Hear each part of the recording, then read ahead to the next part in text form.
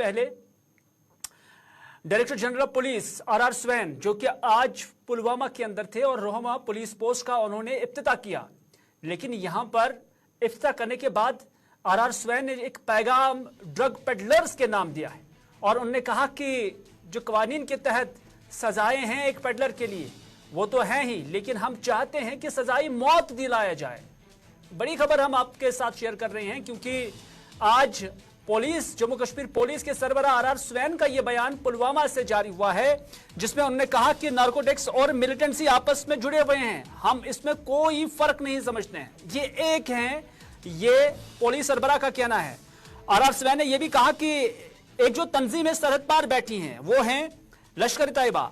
अल बदर, हिजबुल मुजाहिदीन, जैश मोहम्मद। उन्होंने कहा कि यही सप्लायर्स हैं, ये पुलिस सरबराह का कहना है कि यही हैं जो सरहद पार से इस ड्रग को यहां सप्लाई कर रहे हैं। उन्होंने कहा कि हम अब स्क्रूटनी करना हमने शुरू कर दिया है, अब हम जांच कर रहे हैं किस चीज की, कि कौन पेडलर है, कौन इस ड्रग का कारोबार कर रहा है और कौन इसका यूजर है, इसमें हम फर्क कर रहे हैं, स्क्रूटनी कर रहे हैं, यह पुलिस सरबराह का कहना है। उन्होंने कहा कि इस जिम्मन में जम्मू कश्मीर पुलिस और जो एलाइड डिपार्टमेंट्स हैं वो काफी मुतहरिक हो गई हैं और वो बड़ी बारीकबीनी के साथ इस मामले को डील कर रहे हैं। उन्होंने कहा कि जिसने पेडलिंग करके पैसा कमाया उनके खिलाफ कार्रवाई होगी, वो नहीं बचेगा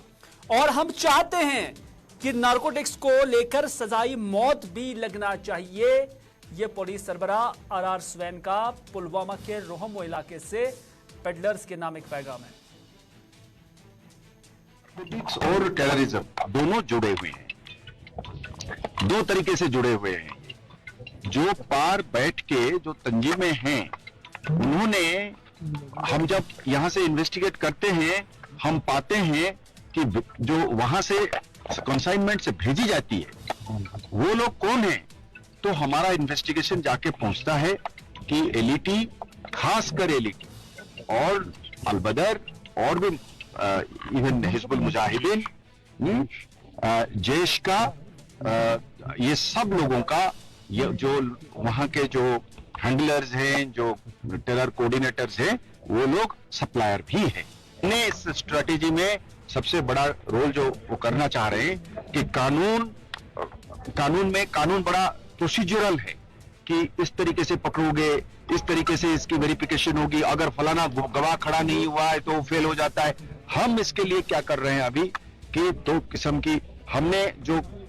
खाने वाले हैं, कंज्यूम करने वाले हैं, पेडलिंग करने वाले हैं, उनको एक तरफ, और जो इसको एक पेशा बना के, एक बिजनेस बना के इसमें से घर बना रहे हैं, गाड़ी खरीद रहे हैं, लेके श्रीनगर के पास में जमीन खरीद रहे हैं, जम्मू में जमीन खरीद रहे हैं, डिस्ट्रिक्ट हेडक्वार्टर्स में जमीन खरीद रहे हैं, गाड़ी खरीद रहे हैं, घोड़ा खरीद रहे हैं, घर बना रहे हैं और पैसे को लेके बैंक में या और किस्म के धंधे में लगा रहे हैं। इन लोगों को अलग हमने चिन्हित करने लग गए हैं। हम इसको डिस्ट्रिक्ट वाइज अलग से चिन्हित करेंगे और जब हमारी और कार्रवाई शुरू हो गया है, आपने देखा होगा कि सांबा पुलिस ने बढ़ चढ़कर इसमें रोल अदा करा है। मैं उम्मीद करूंगा मेरे बाकी जिले जो हैं, एसएसपीज हैं, उन्होंने सांबा की मिसाल को देख रहे हैं और हम चाहेंगे कि उनकी उसी तरीके का मतलब मॉडल को फॉलो करें। उनके घर पर, उनका घर को कुर्की करना, उनकी बैंक अकाउंट को फ्रीज करना, उनके ऊपर आईटी की हमले करना, इन्फोर्समेंट डायरेक्टोरेट के जरिए उनके प्रॉपर्टी की हिसाब किताब करना, ये सब चीजें जो है फॉलोअप होगा। हमने उस पैसे को लेकर उनको हजम नहीं होने देंगे। जब पैसा आप कमाते हैं, घर बना नहीं सकते हैं,